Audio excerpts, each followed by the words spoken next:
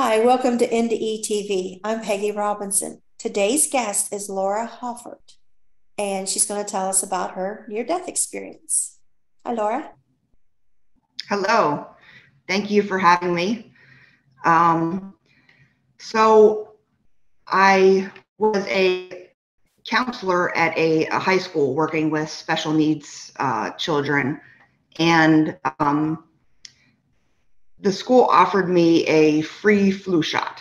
And so I got the flu shot, and a couple days after the flu shot, I started feeling sick, and I, was having fevers, a cough, night sweats, and just feeling really off. And I kind of chalked it up to just being a bad reaction from the flu shot. But this lasted about 3 weeks where I was just feeling run down, tired, not myself.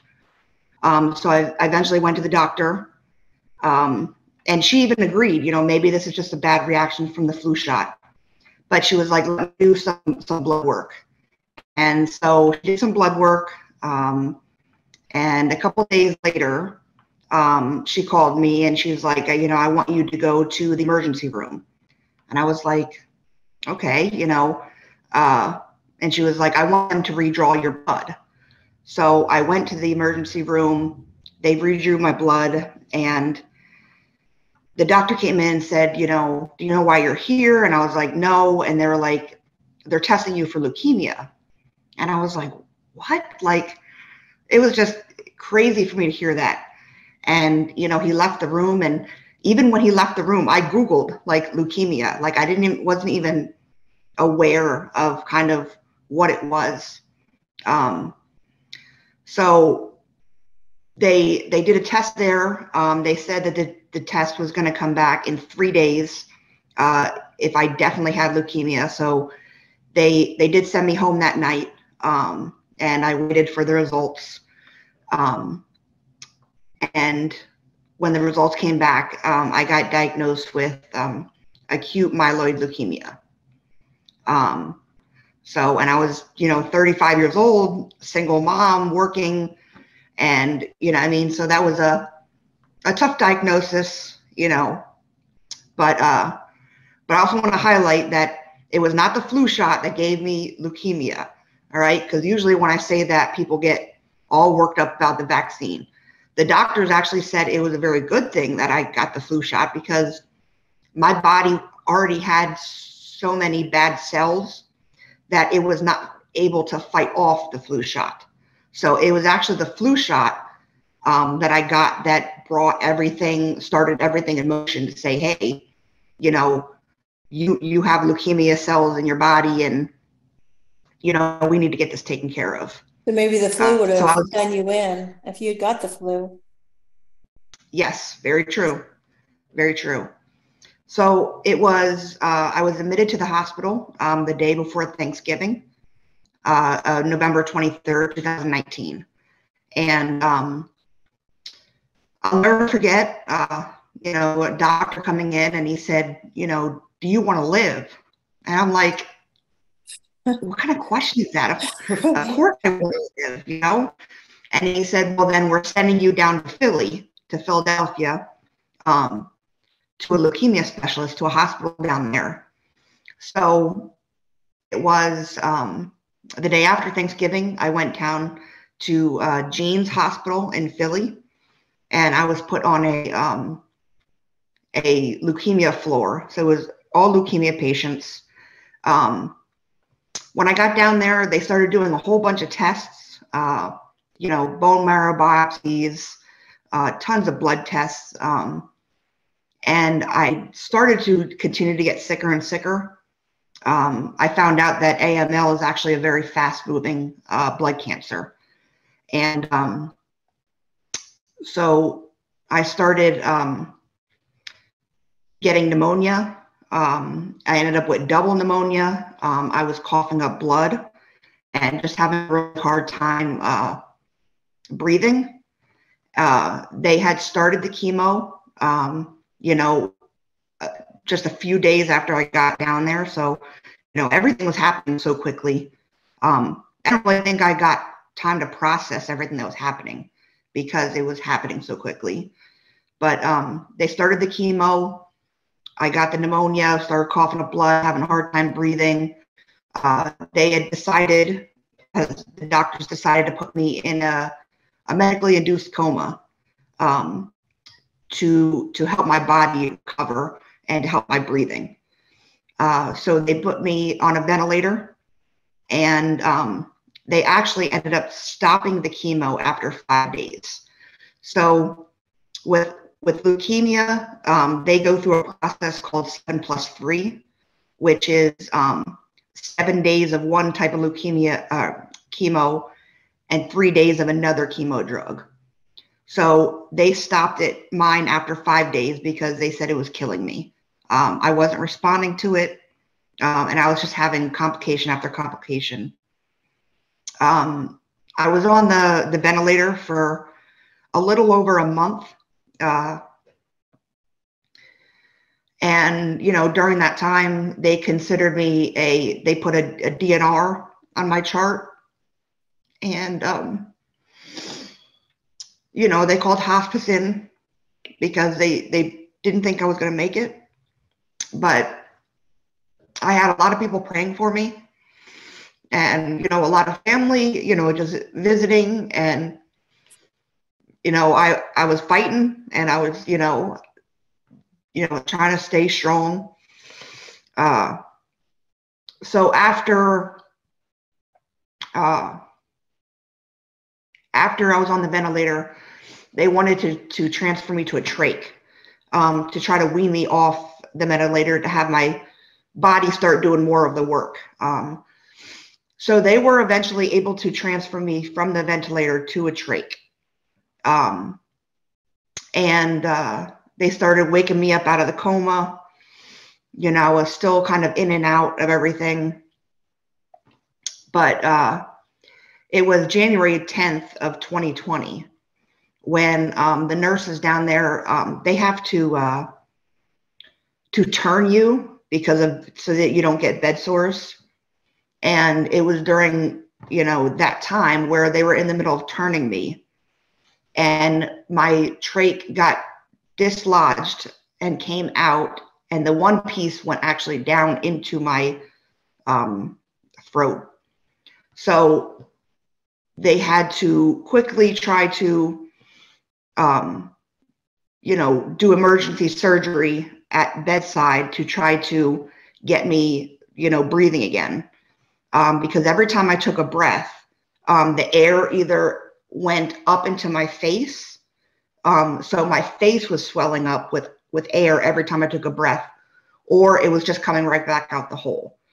So I wasn't getting any oxygen.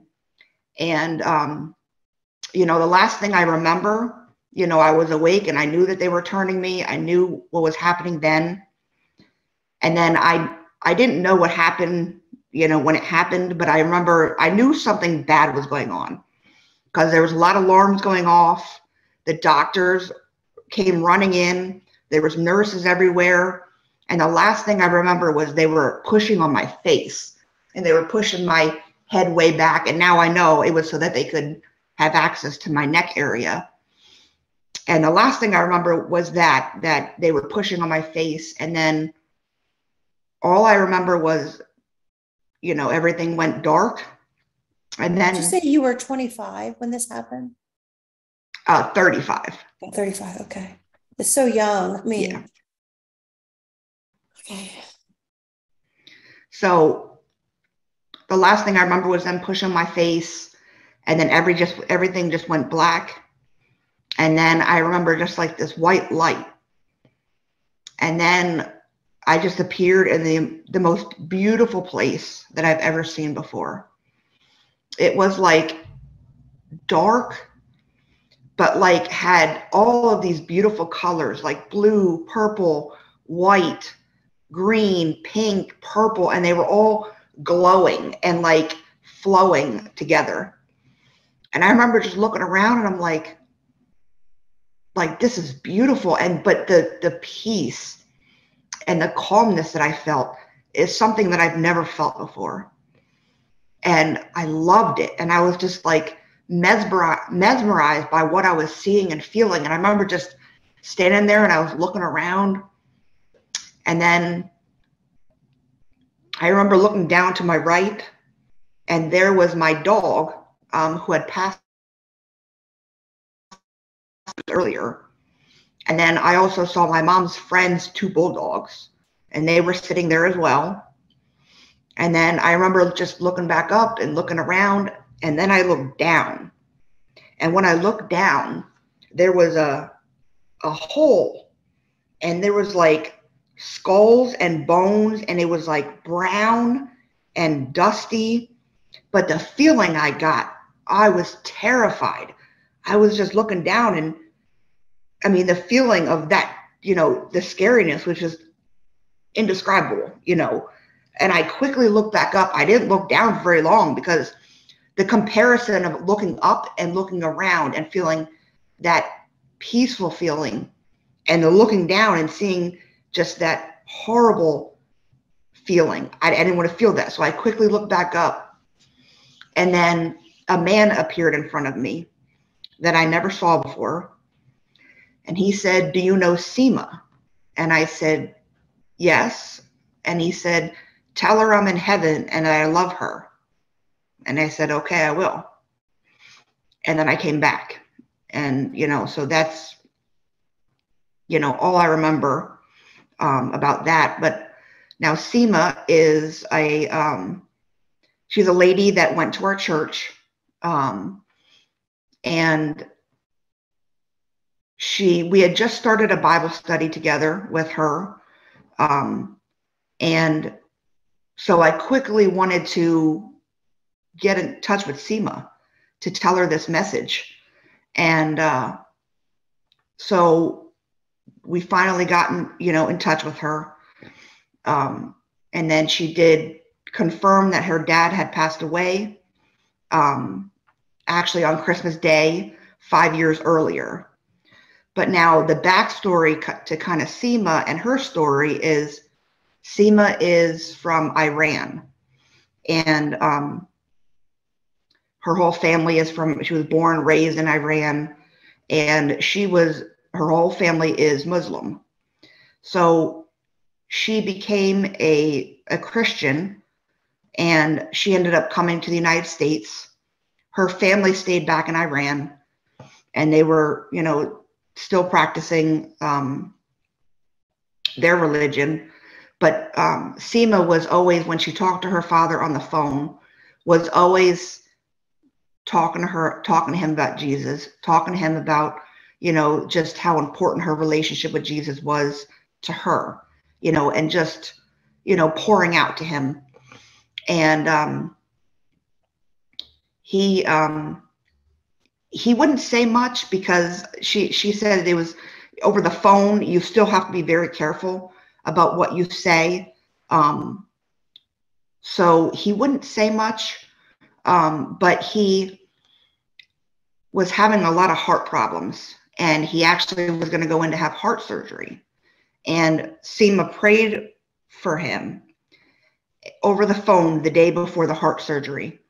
And the next day when he woke up, they did another test, and he no longer needed to have the heart surgery. So Seema's dad, from then on, knew that Jesus was real. He knew that Jesus had healed him through Seema praying for him over the phone. So then it kind of started Seema's dad's journey on faith and questioning and searching, like Muslim versus Christianity, and just how much Jesus loves him, and and he healed him. And so Seema said that she never knew if her dad ever really loved Jesus, like that. And she said that this was her way of knowing that he was in heaven, and so that's the story. It's just, it's an amazing story of how it all came together. Now, I'll also say I just needed some confirmation for myself, so I asked her to bring in a whole bunch of different pictures of her father in different ages and stages of his life. And when she came in and she gave me, a bunch of different pictures, she started with the day, he died when he was 85.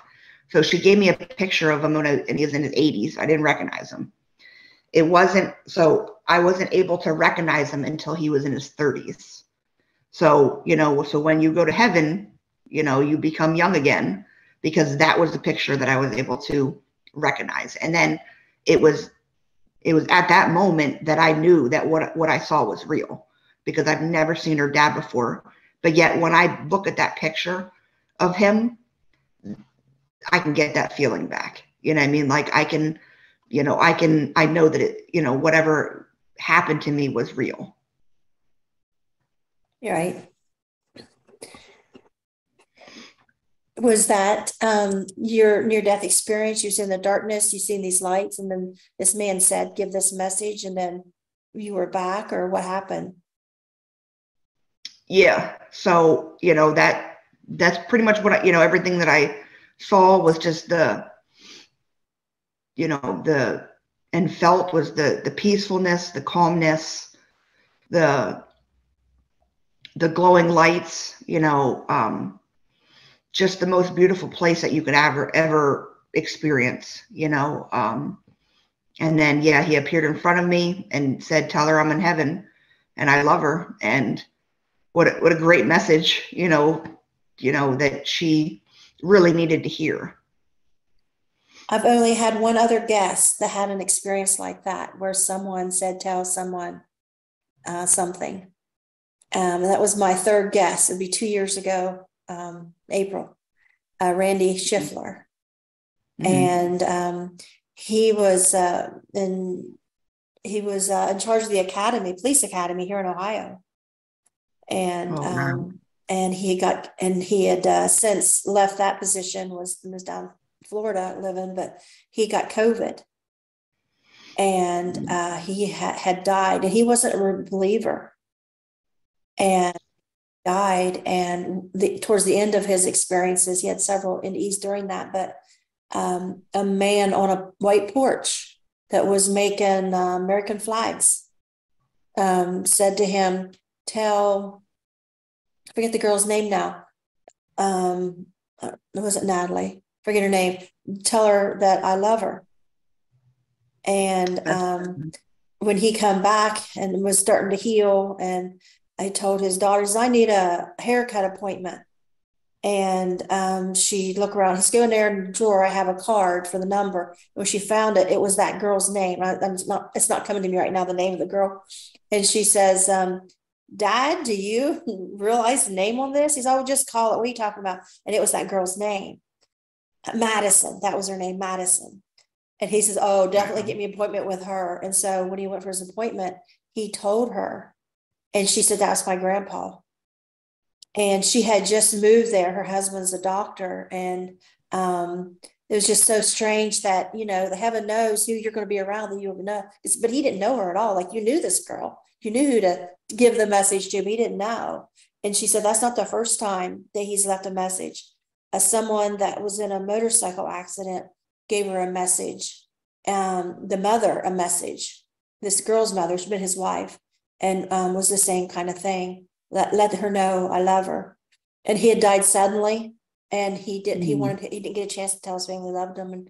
And so you're the only other person I know of that has given a message like that in heaven. It's amazing. It really is. And I don't think there's any coincidences in God's world. I think that, those people needed to hear that message. Seema needed to hear that message. And, I gave it to her.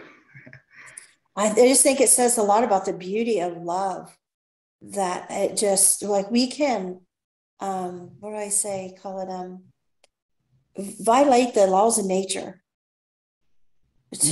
for someone we love.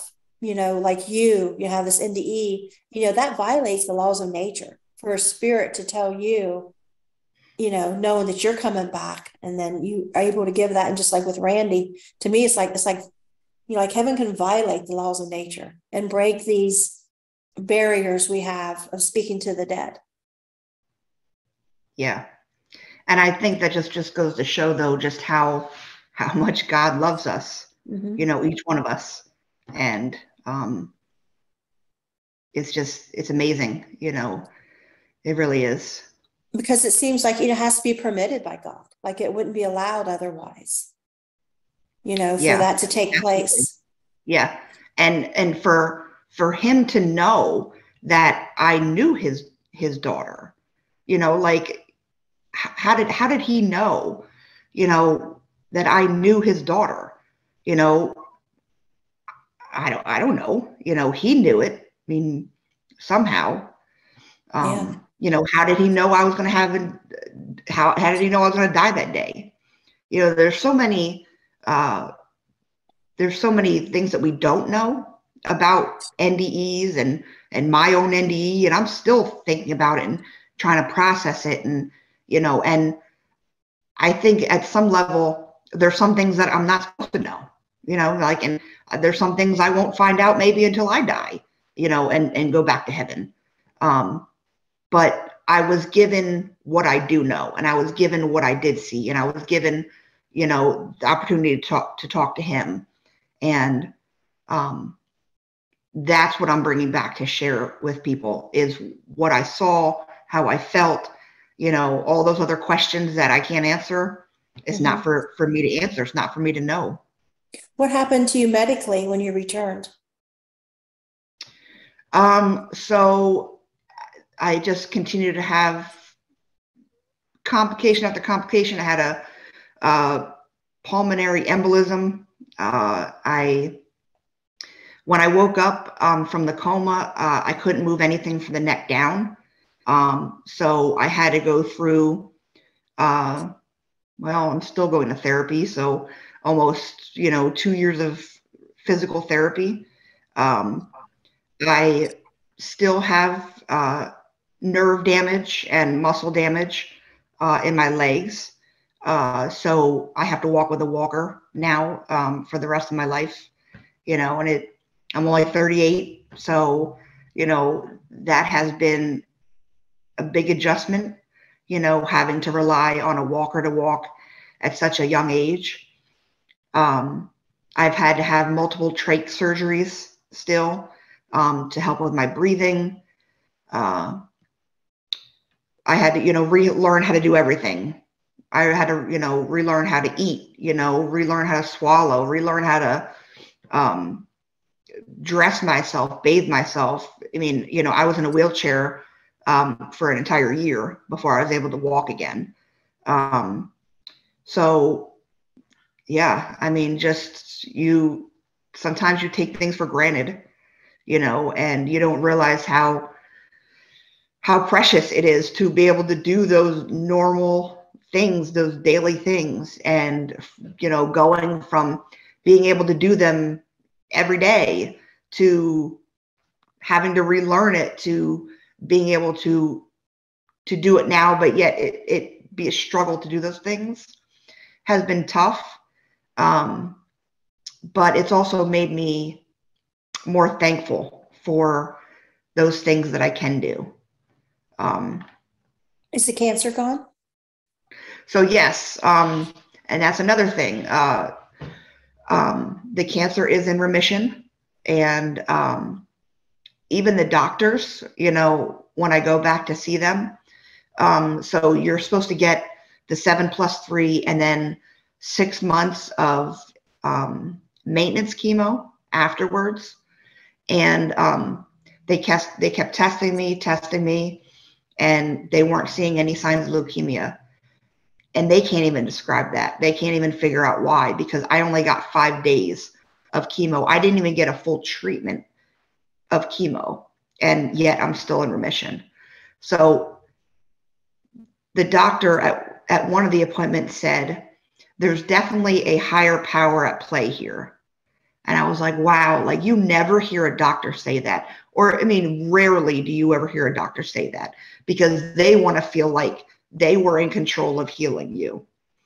But at one of my appointments, hearing the doctor say that of, we don't know why you were healed after 5 days of chemo, you know, and to give acknowledgement to a higher power, I knew, you know what I mean? Like, I knew that the only reason I'm still here, the only reason I'm still sitting here with you today is because Jesus saved me, you know, and that's it, you know. And, you know, why? I don't know, you know. Was it to bring back this message of you know, seeing heaven and just how beautiful it is?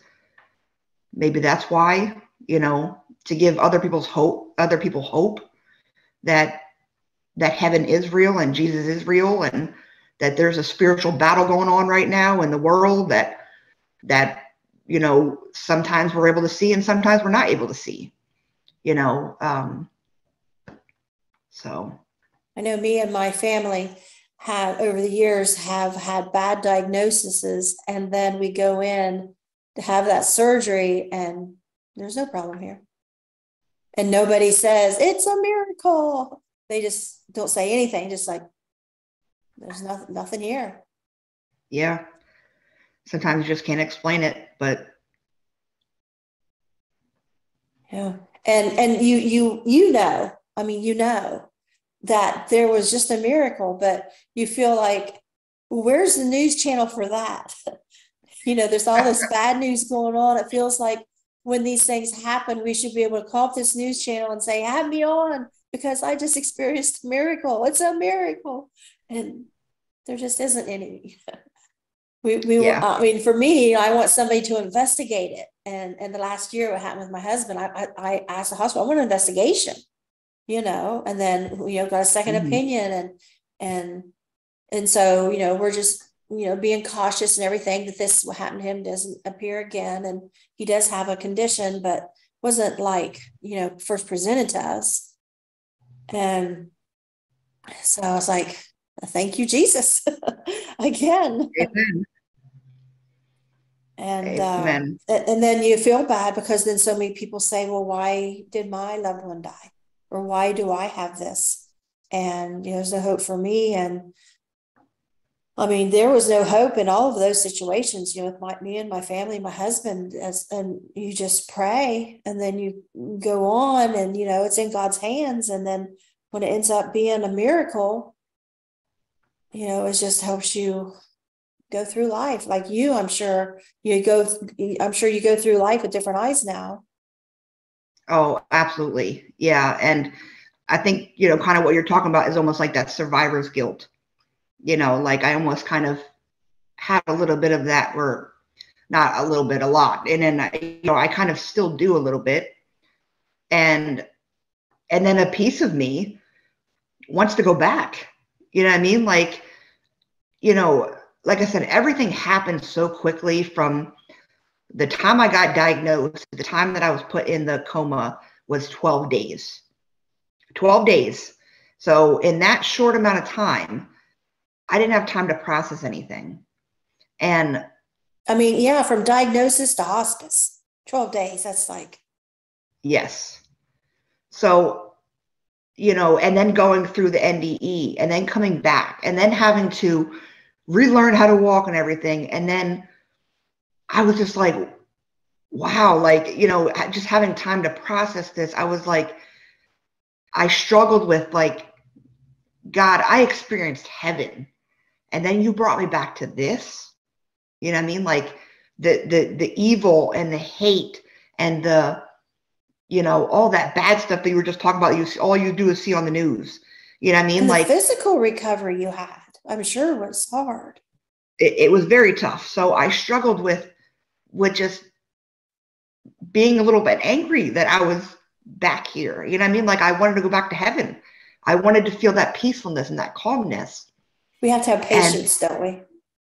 Very true. And that's what, as I was kind of praying and kind of talking with God through all of this, you know, I feel like that's kind of what he was telling me, is that I brought you back. You know, you're not done here on earth. You know what I mean? Like, I'm not done using you. You know, you still have work to do. Now you can tell this story.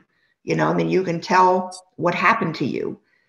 And, you know, you can, you know, proclaim my name that way, you know, because before I was so physical. Like, I was like moving and going and working, like I did, you know, work for my church, and like I just loved helping people and spreading the word of God. And I went on missions trips and, you know, all over, but I can't do that anymore. And I struggle with that, you know, because of my handicap now and my physical issues. I can't do that type of stuff anymore. So God, I mean, at all. I mean, you can't sub, or you can't do any of it, right? no. And so, you know, I felt God just saying that, hey, you know what I mean? Like, this is what I can do. You know what I mean? Like, I can talk now. I may not be able to do the physical stuff and be running all over the place, but I can still share, you know, what happened to me. I can share my testimony, and, you know, to bring hope to other people, and, you know, to just share with them, you know, the love that Jesus has for them. Have you thought about writing a book? I have, yes. But I don't know, you know, like where to get started, or, you know, anything like that. So, and actually some people did say that I should write a book, but like I said, you know, I don't know anything about writing books. So, you know. A few months ago, a girl come on, I asked her that, and she said, I thought about it, kind of like with you, it gets kind of the same answer. And someone emailed me, and they're like a professional writer, and they said they wanted to reach her and publish her book for free. They're not getting anything out of it themselves, and so I put them in contact, and they're doing it. So maybe if somebody Oh, contacts that's me, awesome. I'll Well, put if you anybody through. wants to help me write a book, reach out. I wrote mine when I was 55. I just, one day, all of a sudden, I just like had this vision, and everything just like come together, all this scatteredness in my life, just like all come. And like, I realized, because I had a traumatic childhood, and I thought, who wants to hear about this crap? Nobody ever did. But then I realized, in order for me to explain all the miracles in my life, I had to talk about the bad so they could appreciate the good. And so that's how mine come about. But I don't know, you know, maybe when the inspiration hits you too, that's something Yeah. that'll just all, you know, pray about it, and it'll all come together. And also too, I didn't think I could write. I mean, spelling was always my worst subject, and writing papers always brought down my grades in college. Um, but I found my voice when I Mm-hmm. started writing. Like, I didn't know. I was reaching out to my husband. It's like, he'd say, who are you and what did you do with my wife? Because I can't express myself that way. And I even make a Facebook post, and sometimes like, wow, that really sounds good. And I'll try to tell my husband what it said, and I can't tell him. I have to read it because it just don't Mm-hmm. flow. So maybe you'll find your voice in writing, or in some way find your purpose. I'm sure it's there. Yeah, absolutely. I know that God's not done with me yet. You know, it's just, you know, but even like doing things like this, like what you had said, you have to talk about the bad in order to talk about the good. And I think what people don't understand sometimes is that, like, this is so hard for me to talk about. You know what I mean? Like, this has changed my life dramatically, dramatically. So, you know, people think that, oh, you know, having an NDE, oh, that's so cool. Huh. You know what I mean? Like, is it? You know what I mean? Because everything that I had to go through to get the NDE was tough, but it was worth it. It was worth it in the end, you know, to be able to tell other people. So, Well, I would have never guessed that, because you seem very calm, cool, and collected.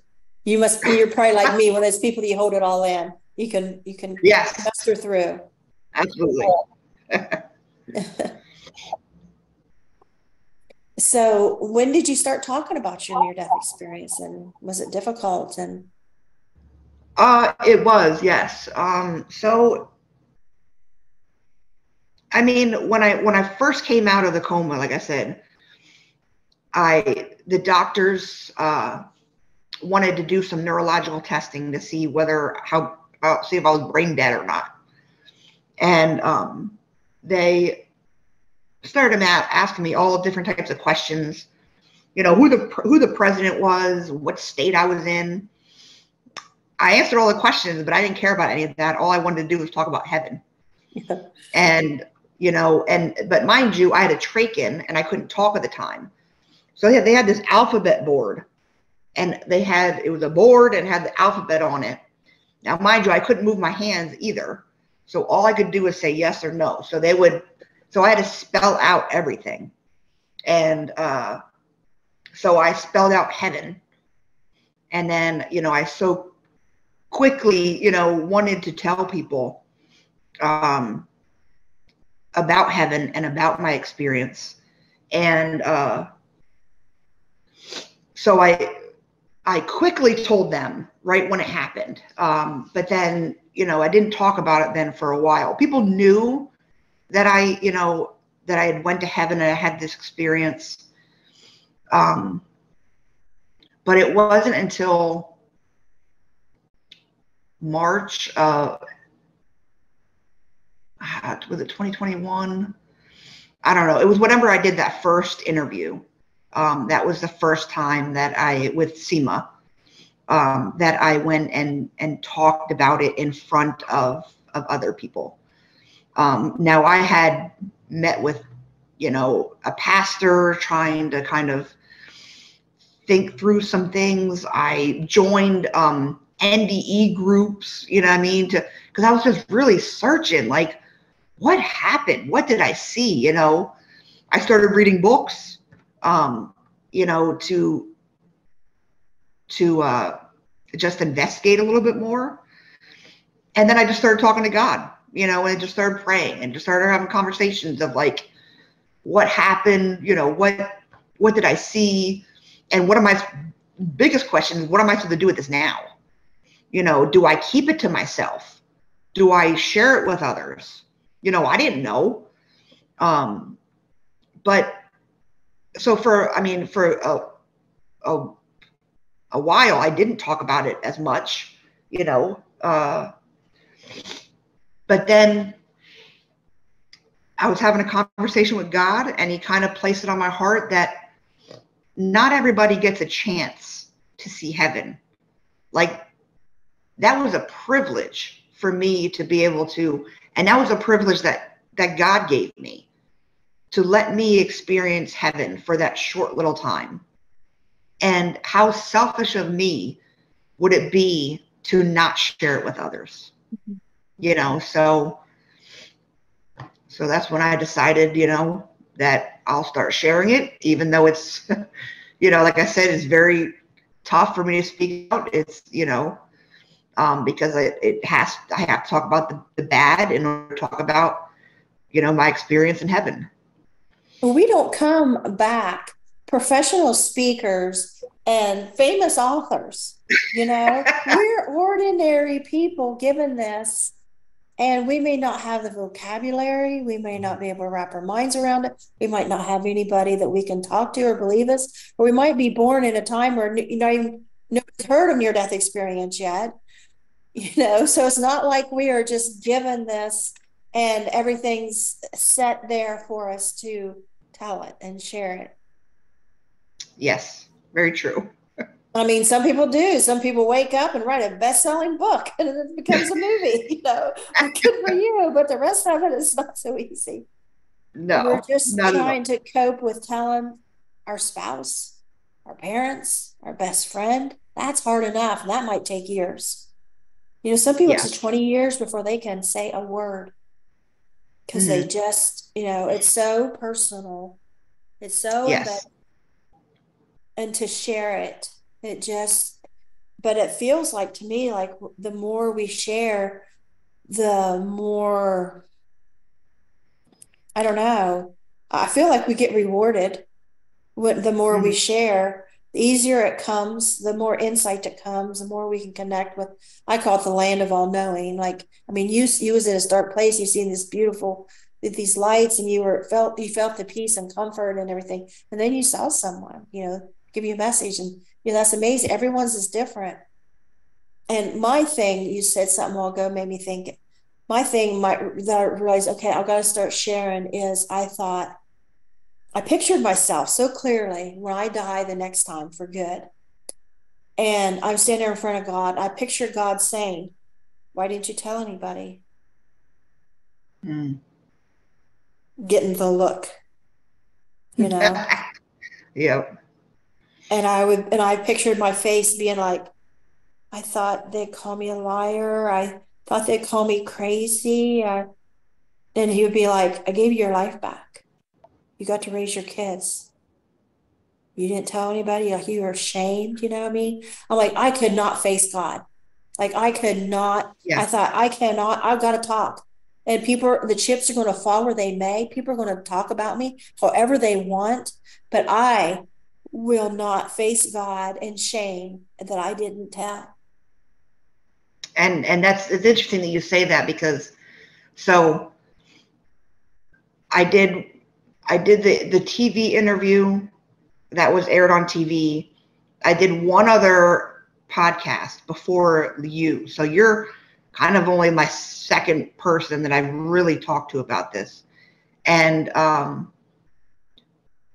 the comments on that other podcast, there was like 300 comments, and it ranged from good to bad to picking apart things that I said.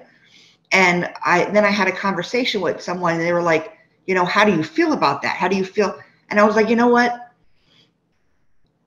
I don't feel any type of way. You know what I mean? Like, this is my story that God has given me to share with others.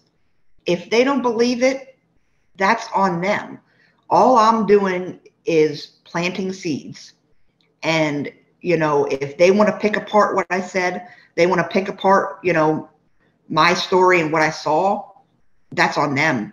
That's not on me. I know where I'm going when I die, and I know that I want to go back there. So I know that I'm doing what God wants me to do. And that's all I have to worry about. That I can't worry about all those negative things, comments that people are going to say, because so it really doesn't. So they were like, it really doesn't bother me, that, they don't, they don't believe what I said.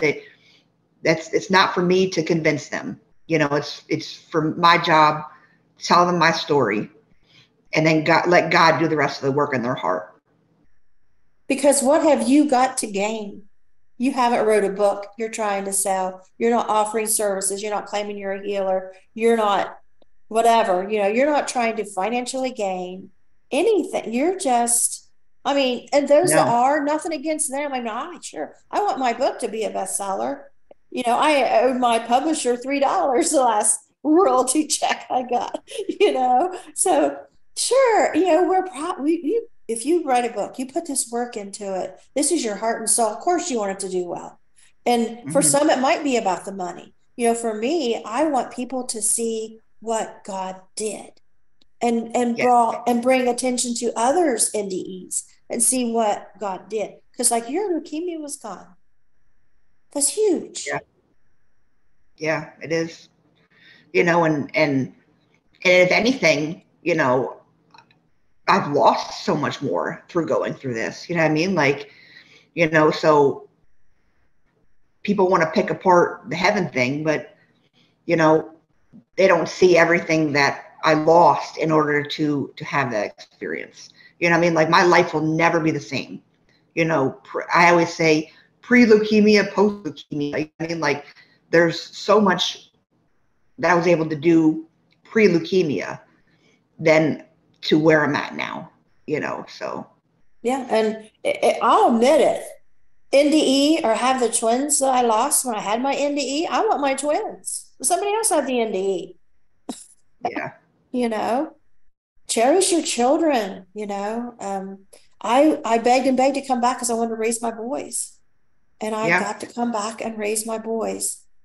And Yeah. so my message is cherish your children, cherish the fact you're here and you're able to do this. To heck with the finances and the dreams that didn't come true and the goals we didn't get to achieve, or, whatever you're going through, think about, like, count your blessings, because some people are taken too soon. You were 35. I was 25. I drowned when I was 5 years old, had an NDE, a lot of kids drown. A lot of people die of leukemia. My husband's brother died at 5 years old of leukemia.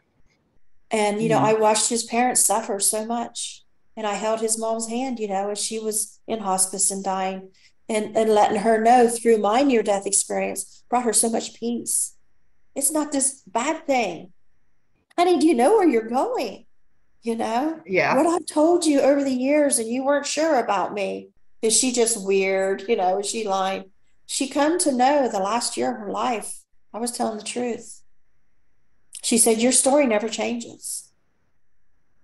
I said, Hmm. no, it never will. Yeah. And I And it think brought her that, peace. and I think nowadays, especially, people are seeking out and they're questioning life and death and heaven and hell and good and evil. And, if you look at what is going on in the world right now, and everything that happened with COVID, I think people are searching more now than they ever have before. And, I've, I've found people that have found peace in like you had said, in my near death experience, in just letting them know that it is real, and maybe that's why I had the NDE, to come back and to let other people know that, you may be searching, but, and like, I'll never forget, there were times in the hospital that I was in so much pain that I couldn't even gather the words together to even say a prayer. You know what I mean? Like, so all I would do was just call out his name.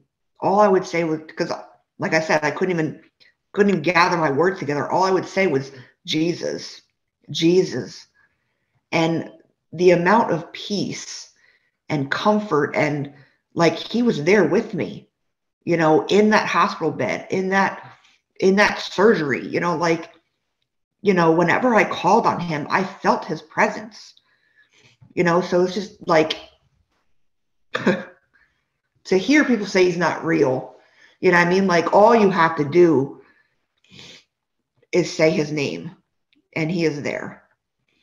And, you know, he gave me the strength, to get through everything that I went through, I was in the hospital a total of 7 months from the time I got diagnosed until I came home in June of 2020. I was in the hospital 7 months straight. And COVID hit in the middle of that in March of 2020. So I was having visitors and I was having people come and visit me, family, friends, and that really helped as well. You know what I mean? Like, for, just to lift my spirits. And then March, COVID hit and they shut the hospitals down. Now, I went 4 months without seeing anybody. I didn't see my family. I didn't see my friends. I didn't see my son. You know what I mean? Like, all I saw was nurses. They came in to get medicine, or when the nurses came in to give me my food. That was it. That was the loneliest time of my life. But Jesus was there with me throughout the entire 4 months of not me seeing, anybody. How old was your boy at that time? He was 16. So, his whole life changed too. You know what I mean? Like, he had to go live with my sister. And, she's got 4 other kids. So, he went from it just being me and him, to he had to move a half hour away, to move in with her. He had changed schools, and now his mom dying of leukemia. So, just seeing his faith as well. You know what I mean? Like, and friends and family just rally against, or rally for us. It was just amazing to see everybody come together for him, and for me as well. Imagine that was so hard, thinking I'm dying. What about my son? Oh yeah. Yeah. So he was also a big, so he was also a big motivator, like I had a bunch of pictures of him in my hospital room, and so, I was fighting for him as well, because it's just me and him. It's always been me and him. And so, yeah, it was tough, but we got through it. God brought us through it all. There's an old Farrah Fawcett movie. It's a Western, and it's not a true story, but I used to bawl when I watch that movie because this mother was dying and she had all these kids and she knew her husband couldn't take care of them. And so she was out trying to find a mother for her children, a wife for her husband. And she found Farrah Fawcett was a prostitute at a saloon, and she drug her home to be a husband. And then she started getting better, and Farrah left, like, you don't need me now, and she went back and got her. And then she, the lady ended up dying. And then it showed them old, with the children as an old couple. But I just like, oh, I know what that's like to be dying and you've got children. Like, nobody knows what that feels like until it's happening. Yeah, no one really does, And then to be, like I said, to be alone for 4 months, not seeing anybody that you know or love or care about, and it when was, you need them the most. Yes. And they need you. Yeah. But, that's when I really relied on God, to feel his presence in my life, is during those last 4 months. And then we're back and we're here. Yeah. We've had an experience and we're thinking, why me? Yep. And what do I do now? Exactly. All those things. And this is still new for you. It's only been what, a couple of years? It's 3 years. Yeah, that's new. That's fresh. Yep. You're fortunate, though, that you're in a time where you have the internet. You know what this is called. You know what it is. You're able to speak, because like with me and a lot of others, we had to wait decades before we even knew what it was called, before we knew that happened to other people, before we had a place that we could find other people that it happened to talk to and share our story. We had to go through decades. I mean, I feel like a dinosaur, having went through this alone so long. Yeah. And feeling like, what even was that? Because when I come back in the wheelchair, I thought my exact words in my mind was, what the hell was that? I was just in heaven accepting it. And now I'm back. But my situation wasn't fixed. And I knew I had to get my doctor to take me seriously or I would die again and it would be done. I knew God gave me a second chance to try, like a few more hours of time to fix this that just killed me.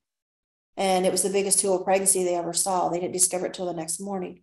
But, I was thinking, and Dr. Oz told me when I was on his show, he said, because I refused to go home from the hospital.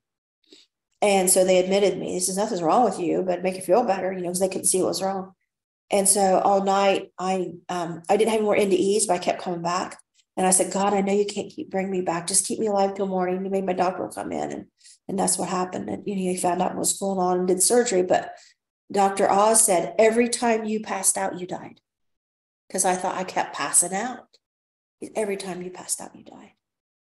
Which, with the NDE, I thought, oh, I'm going to pass out. And then I had this whole heaven experience, and then I was back.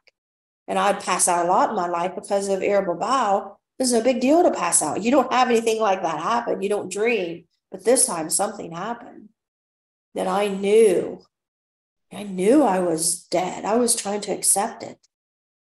And so what do? You know, I thought 30 years later, I went back to my doctor because I continued to see this doctor. It wasn't his fault. And I don't blame him. I just seen him like a month ago. And so I 30 years went by, I took my husband with him, and I said, I've been wanting to tell you something for 30 years. He said, well, you better tell me then.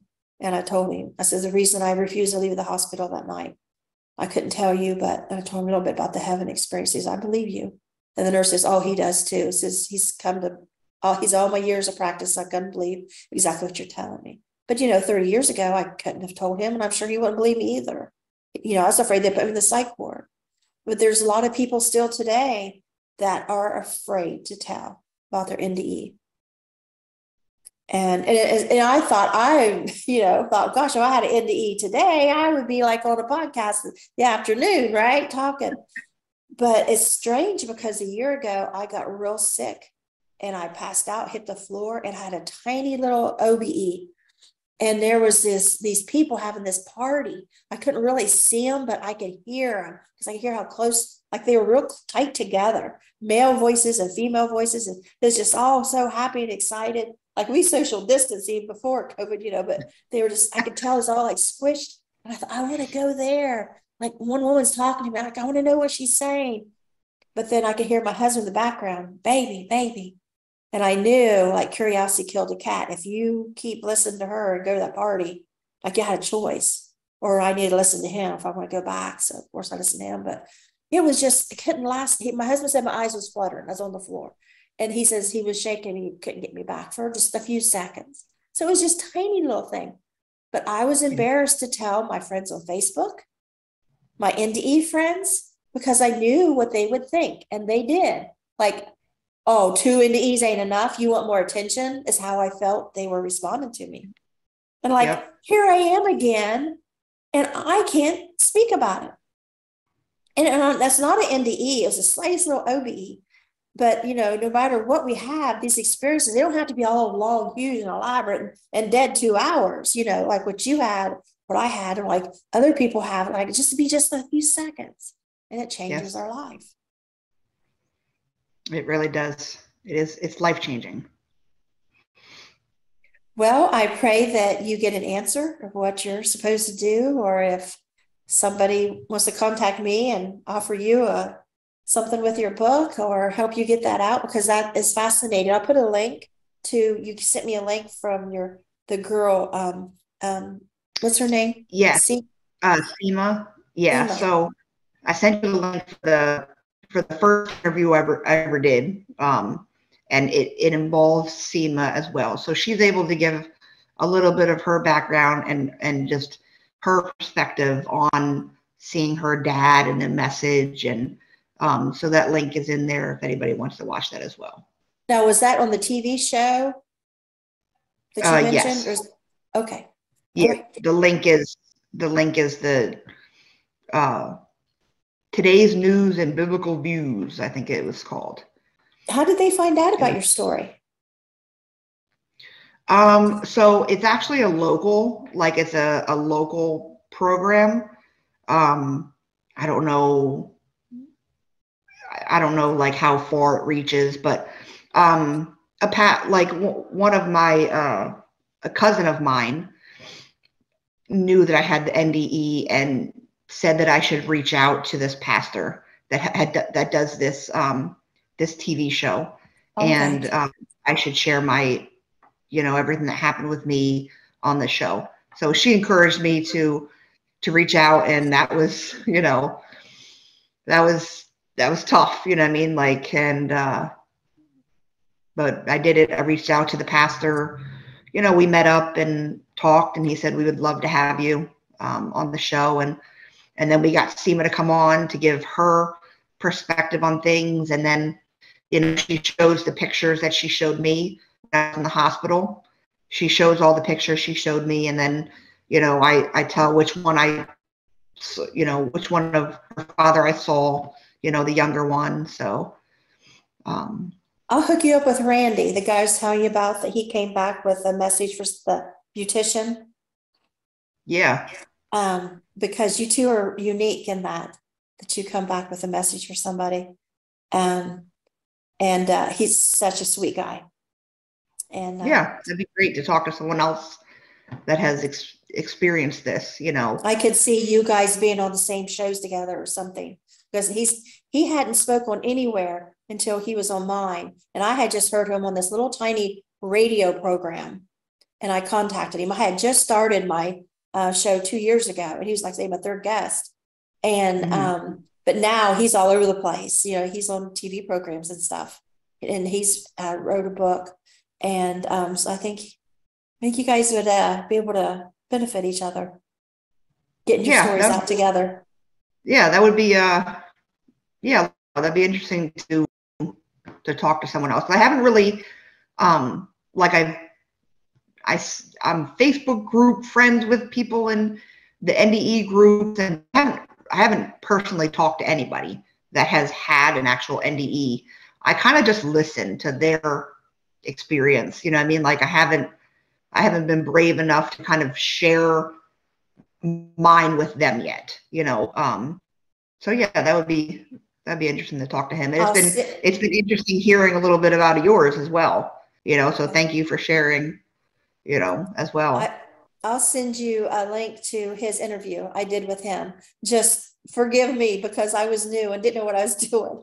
And I talk way too much, and I'm just like way too casual. I'm like this, you know, it's awful. But his story is amazing. But he's got on podcasts since then, and he's just people that did it right, you know, really got it out there. So I'll hook you guys up. So is there anything else you'd like to leave us with, or